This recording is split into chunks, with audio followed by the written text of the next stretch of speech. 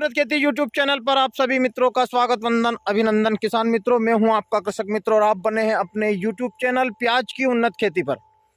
आज हम खरपतवार नाशक दवाई का स्प्रे कर रहे हैं, जबकि आज टेम्परेचर 34 डिग्री के आसपास था।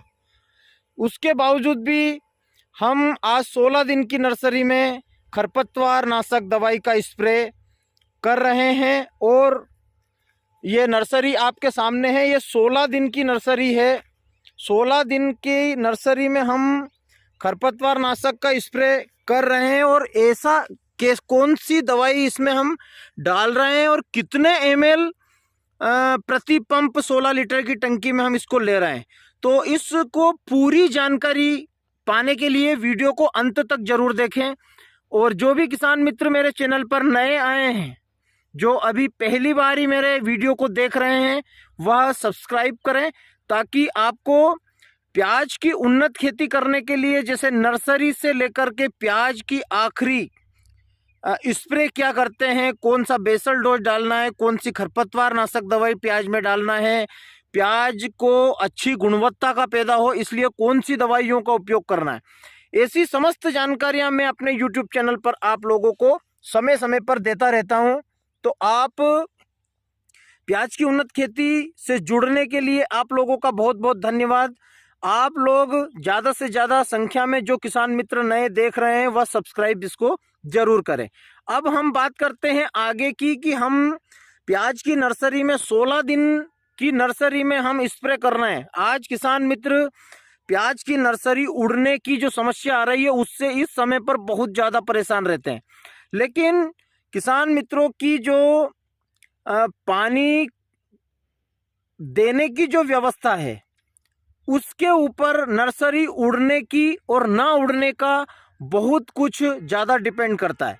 बहुत सारे किसान मित्र फ्लैट पानी के माध्यम से नर्सरी को उगा रहे हैं। आज भी बहुत सारे किसान 80% किसान फ्लैट पानी के माध्यम से ही नर्सरी को तैयार कर रहे हैं।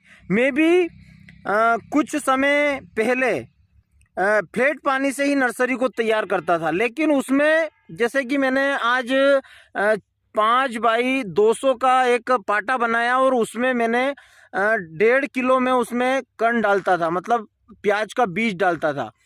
तो प्याज का बीज ज़्यादा लगता था, उड़ने की समस्या ज़्यादा आती थी। मैं अब रेन पाइप और मिनी स्प्रिंकलर के माध्यम से प्याज की नर्सरी करता हूं। मुझे किसी भी प्रकार से 35 डिग्री के तापमान तक भी कोई समस्या देखने को नहीं मिल रही है।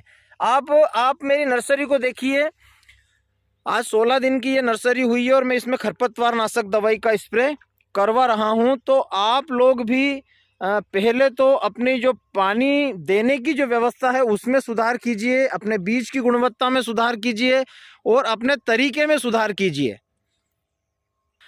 तो अब जानते हैं हम कि इसमें खरपतवार नाशक जो दवाई हम डाल रहे हैं तो वह कितनी मात्रा में और कौन सी कंपनी का डाल रहे हैं।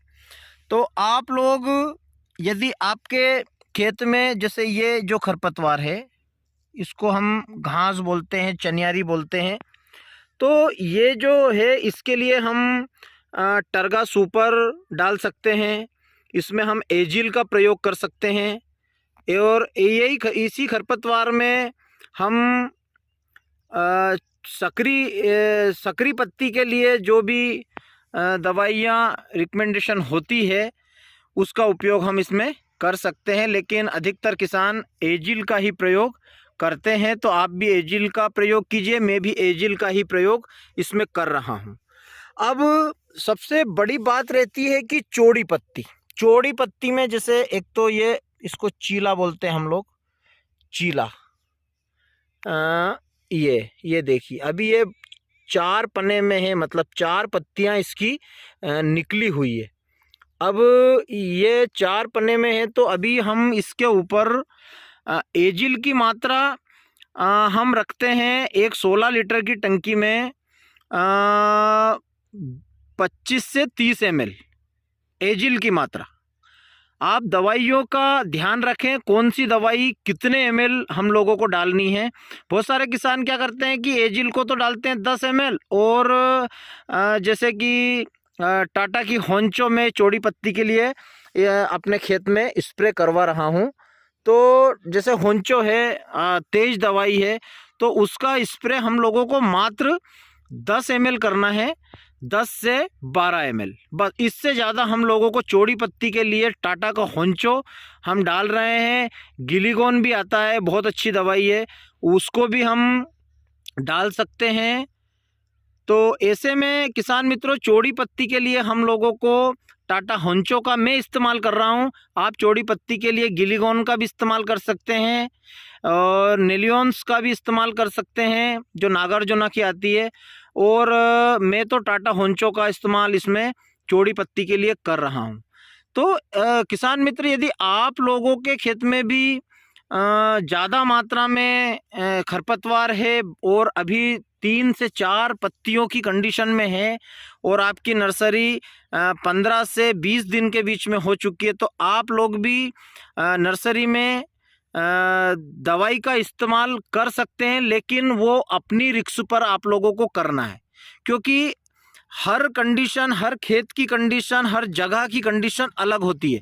इस समय तापमान ज़्यादा है और ज़्यादा तापमान होने से आपकी नर्सरी को नुकसान भी हो सकता है। तो आप लोग अपने स्वविवेक से निर्णय लें। मैं आप लोगों के सामने स्प्रे अपनी नर्सरी में करवा रहा हूँ।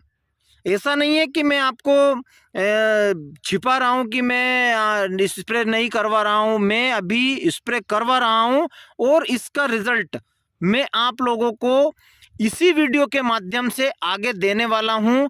जिस नर्सरी में मैंने डाला था खरपतवार नाशक दवाई, उसका रिजल्ट भी मैं आप लोगों को इसी वीडियो के माध्यम से आगे आप लोगों को बताने वाला हूँ। ये मेरे इस वाले प्लॉट में मैंने 4 दिन पहले खरपतवार नाशक दवाई का स्प्रे किया था, जिसका मुझे यानी 100% रिजल्ट तो हम नहीं ले सकते, क्योंकि नर्सरी में हम ज़्यादा मात्रा में दवाई नहीं डाल सकते, लेकिन 60 से 70% मुझे खरपतवार नाशक दवाई का रिज़ल्ट मिला है। इसमें मुझे ये फ़ायदा हुआ है कि जो खरपतवार छोटी कंडीशन में थी, जो 3 से 4 पन्नी में थी, वह पूर्ण रूप से समाप्त हो चुकी है। अब कुछ बड़ा खरपतवार, जैसे मैं आपको बताऊं कि ये जैसे ये है, ये बड़ा हो चुका था, 5 से 7 पन्नी इसमें आ चुके थे। तो ऐसे में ये खरपतवार बच चुका है, ये ज़्यादा नहीं मरेगा। और अब हम बात करते हैं कि हमने जो एजिल डाला है, एजिल हमने जो डाला है ये चनियारी है और ये पूरी तरीके से ये ख़त्म हो चुकी, ये पूरी ख़त्म हो चुकी है। तो ऐसे में किसान मित्रों, यदि आपके खेतों में चौड़ी पत्ती का खरपतवार नहीं है और आप सिर्फ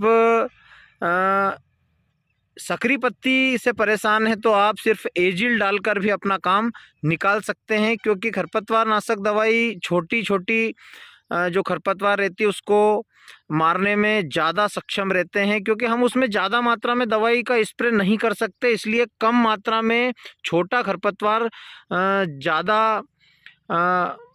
मरता है और उससे हम लोगों को फ़ायदा होता है। तो आप लोग भी अपने खुद के स्वविवेक से यह निर्णय लें कि हम लोगों को खरपतवार नाशक दवाई डालना है, नहीं डालना है, या फिर हम लोगों को निंदाई गुड़ाई करवाना है। तो आप लोगों के सामने रिजल्ट है।